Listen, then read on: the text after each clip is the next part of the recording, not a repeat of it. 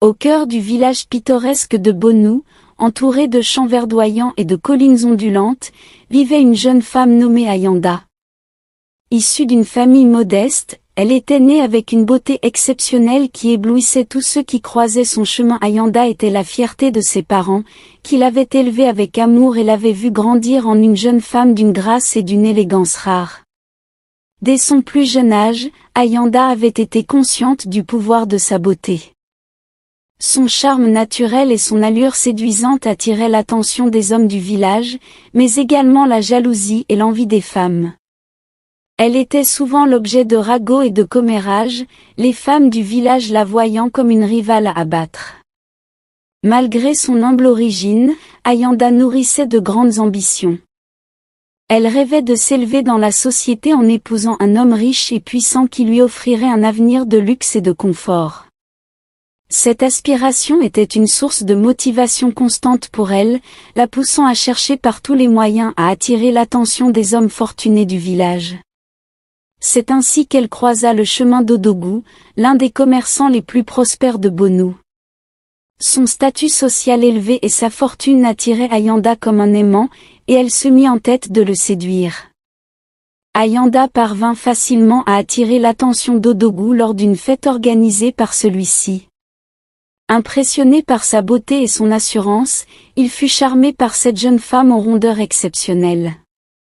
Il commença à lui faire la cour, lui offrant des cadeaux somptueux et des démonstrations d'affection pour la convaincre de l'épouser. Ayanda finit par accepter les avances d'Odogwu, tout en faisant semblant de ne pas être vraiment intéressée par lui. Le mariage d'Odogwu et Ayanda fut un événement célébré avec faste dans tout le village. Les femmes du village se réjouirent de voir Ayanda, la belle séductrice, se marier, car elle ne sera plus une menace pour leurs foyers respectifs. La cérémonie fut somptueuse, avec des festivités qui durèrent plusieurs jours, marquant le début d'une nouvelle vie pour Ayanda en tant que femme mariée. Cependant, malgré le bonheur apparent de cette union, des fissures commencèrent à apparaître dans le mariage d'Ayanda et d'Odogwu. Ayanda refusait catégoriquement de vivre sous le même toit que les parents d'Odogwu, invoquant des raisons de confort et d'intimité. Cette décision suscita des tensions au sein du couple. Le couple se disputait presque tous les jours, à cause du comportement abusif d'Ayanda envers ses beaux-parents. Aveuglée par son mépris envers ses beaux-parents, elle les traitait avec un mépris flagrant. Elle les accusait sans cesse d'être des profiteurs, prétendant qu'ils cherchaient à profiter de la fortune d'Odogwu. Dans ces moments de colère, elle les insultait et les humiliait verbalement, les accusant de voler la richesse de son mari. Mais les parents d'Odogwu ne disaient jamais rien à leur fils sur les comportements abusifs de sa femme. Lorsqu'Odogwu était absent pour ses affaires, Ayanda ne retenait pas sa cruauté envers ses beaux-parents. Elle les soumettait à des brimades et à des traitements dégradants, les privant de nourriture et de confort. Elle les faisait dormir au dehors sous la pluie, et sous la rosée. Elle se plaisait à leur infliger des petits tourments physiques, comme les pousser par terre ou leur donner des tâches pénibles à accomplir. La mère d'Odogwu en était tombée gravement malade, et pourtant, elle se refusait à tout raconter à son fils, car elle ne voulait pas détruire son mariage. Ayanda prenait un malin plaisir à les voir souffrir, trouvant satisfaction dans le pouvoir qu'elle exerçait sur eux. Elle était déterminée à les maintenir dans une position de soumission et d'humiliation, les considérant comme des vers de terre. Malgré les supplications et les pleurs de ses beaux-parents, Ayanda restait insensible à leur détresse. Sa relation toxique avec ses beaux-parents était un secret bien gardé. Mais un beau jour, Ayanda fut surprise par son mari, en train de gifler sa belle-mère. Son mari, choqué et indigné par la véritable nature de sa femme, prit la décision radicale de la chasser de leur foyer. Odogwu balança les vêtements d'Ayanda en pleine rue, avec une grande colère et des cris. Tous ceux qui ont assisté à la scène ne comprenaient pas la raison pour laquelle Ayanda était chassée, alors ils inventèrent un gros mensonge. Ils se dirent tous que certainement, Ayanda avait été surprise en train de commettre l'adultère. Cet événement marqua le début de la descente aux enfers d'Ayanda, alors qu'elle était rejetée par son mari et critiquée par le village. Mais plutôt que de reconnaître ses torts envers son mari, et de demander pardon, Ayanda choisit de retourner vivre chez ses parents. Les femmes du village de Bonou, pensant que Ayanda était vraiment une femme adultère, ne tardèrent pas à la tourner en ridicule. Elles la surnommèrent la prostituée, lançant des insultes acerbes à son passage. Ayanda devint le sujet de moqueries incessantes et de commérages malveillants, les femmes ne manquant jamais une occasion de la rabaisser et de ternir sa réputation, la qualifiant de femme incapable de rester dans un foyer. L'insulte ultime qui brisa le cœur d'Ayanda, et déclencha sa quête de vengeance fut prononcée lors d'une altercation publique. Une femme, animée par la médisance et le ressentiment, la traita de voleuse de mari, insinuant qu'Ayanda était une brisseuse de couple. Ayanda, blessée dans son honneur et ébranlée dans sa dignité, sentit le feu de la colère embraser son être. Déterminée à se venger de ceux qui l'avaient humiliée, elle décida de recourir au pouvoir mystérieux de la mamie légendaire, dans l'espoir d'acquérir le pouvoir nécessaire pour faire payer à toutes ces femmes leur traitement injuste.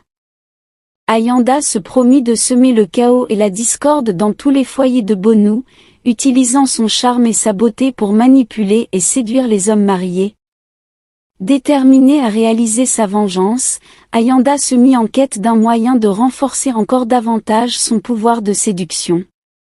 Elle entendit parler d'une vieille mamie dans un village voisin, réputée pour ses potions et ses sortilèges, destinée à embellir le corps et à ensorceler les hommes. Sans hésitation, Ayanda se mit en route vers cette mystérieuse mamie, son esprit obsédé par le désir de devenir encore plus belle. Arrivée chez la mamie, Ayanda exposa ses désirs les plus profonds. Elle voulait une beauté encore plus éblouissante, une silhouette plus séduisante, et un charme irrésistible qui lui permettrait de manipuler, et de contrôler tous les hommes à sa guise. La mamie, souriante et énigmatique, lui promit de réaliser ses souhaits, mais à un prix élevé. Ayanda fut initiée à un rituel complexe, impliquant l'utilisation de potions et de plantes rares. Pendant 6 mois, elle se soumit aux instructions de la mamie, appliquant les remèdes sur son corps et suivant les rituels avec dévotion. Petit à petit, elle sentit sa beauté se transformer, sa silhouette devenir plus gracieuse et ses charmes s'intensifier. Finalement, après des mois d'attente et de sacrifices, Ayanda atteignit son objectif. Elle était devenue une vision de perfection, sa beauté éblouissante attirant tous les regards sur elle. Armée de sa nouvelle apparence ensorcelante, Ayanda retourna à Bonou, déterminée à accomplir sa vengeance. Elle commença à séduire les hommes mariés du village, les attirant dans ses filets avec une facilité déconcertante. Aucun d'entre eux ne pouvait résister à son charme envoûtant, et bientôt, des rumeurs commencèrent à circuler sur ses aventures scandaleuses. Ayanda savourait chaque moment de son triomphe, prenant un malin plaisir à semer la discorde et la colère et la jalousie parmi les femmes du village. Il y eut plusieurs divorces dans le village à cause d'elle. Tous les hommes étaient comme obsédés par elle. Des pères étaient prêts à abandonner femmes et enfants, juste pour faire plaisir à Ayanda. Tous cherchaient à satisfaire le moindre de ses désirs. Elle prenait un malin plaisir à observer les femmes se disputer avec leurs maris à cause d'elle, savourant ainsi chaque moment de sa vengeance.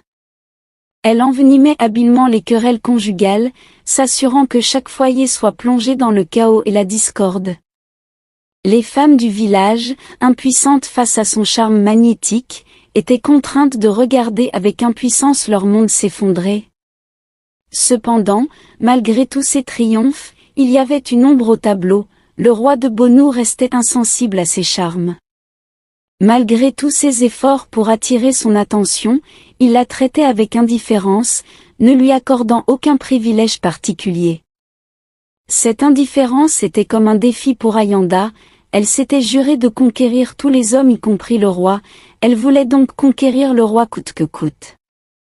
Déterminée à attirer l'attention du souverain, Ayanda décida de recourir une fois de plus au pouvoir de la mamie. Elle retourna secrètement chez la mamie, lui demandant une potion qui augmenterait la taille de ses seins, espérant ainsi capturer le regard du roi et l'obliger à succomber à son charme. La mamie lui donna un fruit, l'avertissant de ses dangers. Ayanda, aveuglée par son désir de conquête, ignora les avertissements de la mamie et prit le fruit sans hésitation. Elle ne se souciait que d'une seule chose, la satisfaction de sa vengeance et la conquête du roi de Bonu. Après avoir obtenu le fruit de la mamie, Ayanda était remplie d'espoir et de détermination. Elle s'imaginait déjà attirant tous les regards, y compris celui du roi, avec ses seins agrandis. La mamie, cependant, l'avait avertie des dangers de ce fruit rare. Ayanda devait manger le fruit une seule fois, puis jeter le reste pour éviter des conséquences désastreuses. Elle mangea donc le fruit et immédiatement ses seins poussaient encore plus, comme par magie. Pleine d'excitation et d'impatience, Ayanda attendit l'occasion parfaite pour exposer sa nouvelle apparence. Lors d'une fête au palais, où les nobles et les notables du village étaient réunis, elle décida que c'était le moment idéal pour faire sensation. Alors que la musique résonnait et que les festivités battaient leur plein, Ayanda fit son apparition, tout le monde la regardait, le regard plein d'admiration, elle était très fière d'elle-même, mais une fois de plus le roi ne lui prêta aucune attention particulière. Frustrée et poussée par la colère, elle sortit discrètement le reste du fruit de sa robe, et le mangea, ignorant les avertissements de la mamie. Immédiatement, elle ressentit une sensation de picotement et de chaleur alors que ses seins commençaient à gonfler à une vitesse alarmante. Paniquée, Ayanda tenta désespérément de stopper le processus, mais il était déjà trop tard. Ses seins prenaient des proportions monstrueuses, s'étendant jusqu'au sol tel un tapis roulant. La scène horrifia les invités de la fête, qui reculèrent avec effroi devant le spectacle grotesque. Le roi, témoin de cette catastrophe, fut pris de dégoût pour Ayanda. Toute l'assemblée criait pour qu'on la chasse du village. Le roi ordonna donc à ses gardes, de la saisir et de la jeter hors du palais, tandis que les murmures choqués se propageaient parmi les convives. Ayanda, désormais déshonorée et abandonnée, fut chassée du village de Bonu. Sa chute de grâce était complète, et elle se retrouva seule et désemparée, errant dans la nuit, hantée par ses propres erreurs et ses désirs aveugles. Cette histoire poignante nous rappelle la dangerosité de la vengeance, et l'importance de la modération et de la réflexion. Ayanda, aveuglée par ses ambitions et son désir de revanche, a payé le prix fort pour ses actes impulsifs. Sa quête de pouvoir et de reconnaissance l'a conduite à sa propre ruine, mettant en lumière les conséquences désastreuses de l'égoïsme et de la vanité. Ainsi, que cette histoire serve de rappel, que la véritable beauté réside dans la bonté et la compassion, et que le chemin de la vengeance ne mène qu'à la destruction de soi-même. Ayanda, malgré sa beauté extérieure, a succombé à la laideur de son propre cœur, illustrant de manière poignante la fragilité de l'âme humaine face à la tentation et à la folie.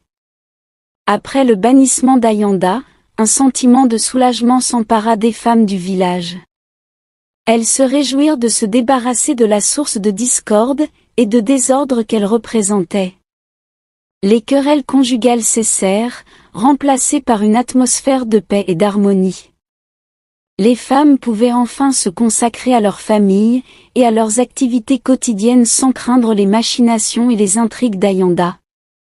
Le village de Bonu retrouva ainsi sa quiétude, préservant son héritage de valeurs et de traditions précieuses.